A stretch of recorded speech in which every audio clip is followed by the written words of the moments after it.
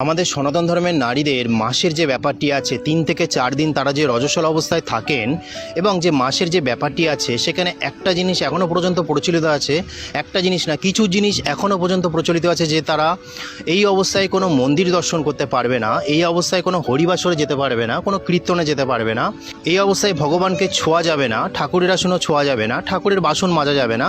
এই 3 থেকে 4 দিন ঠাকুর ঘরেও প্রবেশ নিষেধ এবং ভগবানের প্রসাদ ঠাকুরের প্রসাদও খাওয়া যাবে না। এটা কোনো শাস্ত্রে যে লেখা নেই, ঠিক সেই কারণে দেখবেন যে অনেক মহিলা সমিতি থেকে শুরু করে অনেকে কোর্ট পর্যন্ত এটা চলে গেছে, যে কোর্টে এই নিয়ে লড়াই হয়েছে যে এই অবস্থায় আমরা কেন ভগবানের দর্শন করতে পারবো না, এই অবস্থায় আমরা কেন ধর্মীয় অনুষ্ঠানে যেতে পারবো না, এই নিয়ে কোর্টেও লড়াই হয়েছে।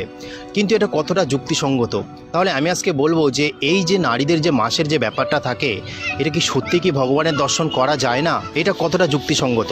তাহলে শুনুন বন্ধুরা, মহাভারতে যখন দ্রৌপদীর বস্ত্রহরণ হচ্ছিল তখন কিন্তু দ্রৌপদী সেই অবস্থায় কিন্তু রজস্বলা অবস্থায় ছিলেন। নারীদের যে মাসের যে ব্যাপারটি আছে সেই অবস্থায় তিনি ছিলেন।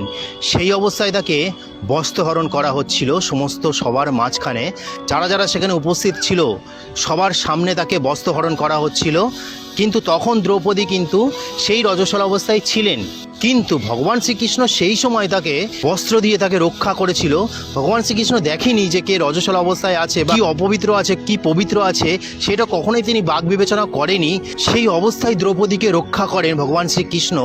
এইবার তাহলে বলুন আপনারা, যে রজস্বলা অবস্থায় থাকা সত্ত্বেও যে পরমেশ্বর ভগবান যাকে উদ্ধার করতে পারে, রক্ষা করতে পারে, তাহলে একটি নারী যখন রজস্বলা অবস্থায় থাকে, তার মাসের যে ব্যাপার অবস্থায় থাকে, তাহলে কেন সে হরিবাসরে যেতে পারবে না?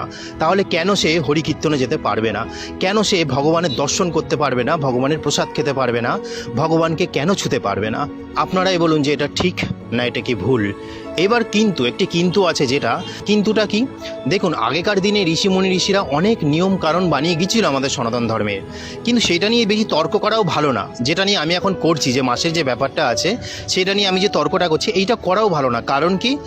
কারণ এটাই যে দেখুন, আগেকার দিনে যে ঋষিরা যে নিয়ম কারণগুলো বানিয়ে দিয়ে গিয়েছিলো, সেটা আমাদের মঙ্গলের জন্য বানিয়ে দিয়ে গিয়েছিলো।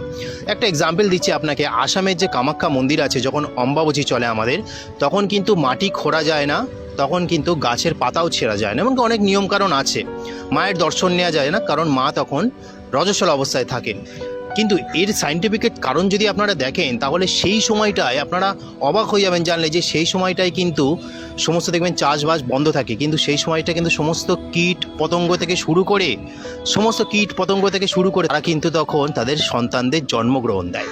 এটা আপনারা দেখবেন যে সেই সময়টা একবার বৃষ্টি হয়, সমস্ত প্রকৃতিও তখন রজস্বলা অবস্থায় থাকে। কিন্তু এইটা নয় যে এই অবস্থায় কোনো হরিবাসরে যাওয়া যাবে না, ভগবানের দর্শন পাওয়া যাবে না। এগুলো সম্পূর্ণরূপে বৈধ, সম্পূর্ণরূপে করা যায়। তাও মানুষ কিছু অন্ধবিশ্বাসে এখনও জড়িত আছে। দেখুন, ধর্ম এবং অন্ধবিশ্বাস, মানুষ অন্ধবিশ্বাসকে বিশ্বাস করে ফেলে, সেই জন্য ধর্মকে বদনাম করে।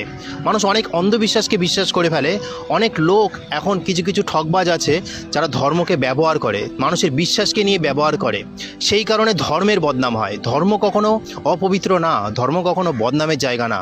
ধর্ম একটি পবিত্র স্থান, যা আমাদের সঠিক মার্গ দেখায় জীবনে চলার জন্য। তো এটা আজকে বলার ছিল, নারীদের যে মাসিক ব্যাপারটা আছে, যে 3 থেকে 4 দিনের ব্যাপারটা আছে, সেখানে যদি ভগবান সেই অবস্থায় একজনকে রক্ষা করতে পারে বস্ত্রহরণ থেকে, তাহলে আমরা কেন ভগবানের দর্শন করতে পারবো না?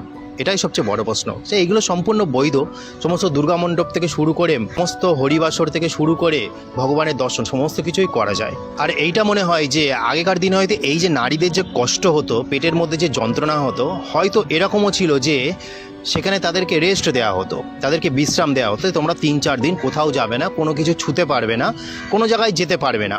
এইটা হতে পারে যে তোমরা একদিন ভগবানের ওখানে যাবে না, একদিন তোমরা কোনো অনুষ্ঠানে যাবে না, একদিন বিবাহ অনুষ্ঠানে কোথাও যাবে না, কোনো শ্রাদ্ধ বাড়ি যাবে না।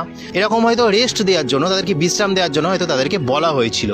সেটাই আস্তে আস্তে পরবর্তী যুগে এটা বিধিনিষেধ হয়ে দাঁড়িয়েছে। ঠিক তেমনি দেখবেন যে মহাদেবের পূজায় বিগত দিনে মানুষরা, আজ থেকে 200-300 বছর আগে মানুষরা মহাদেবের কাছে নেশার জিনিস অর্পণ করতো যাতে মহাদেব যাতে হরণ করে নেয়। এখনকার মানুষ মনে করে যে নেশার জিনিস অর্পণ করেছে মানে আমরাও খাবো, মহাদেব খায় আমরাও খাবো। তো এটাই হয়েছে ব্যাপার, যে আগেকার দিন হয়তো তাদেরকে বারণ করা হয়েছিল যে তোমরা কোনো এই অবস্থায়, তোমরা পেটে যন্ত্রণা, তোমাদের এই অবস্থায় তোমরা কোথাও যাবে না, তোমরা এখানেই থাকো, তোমরা বিশ্রামে থাকো। সেটাই আস্তে আস্তে এটা হয়তো বিধিনিষেধ হয়ে দাঁড়িয়েছে। এগুলো কিছুটা বন্ধ হওয়া দরকার আছে, যেটা সঠিক সেটাই মেনে চলা উচিত, আর সমস্ত কিছু করা যায়। তো এটা আজকে বলার ছিল। হরে কৃষ্ণা।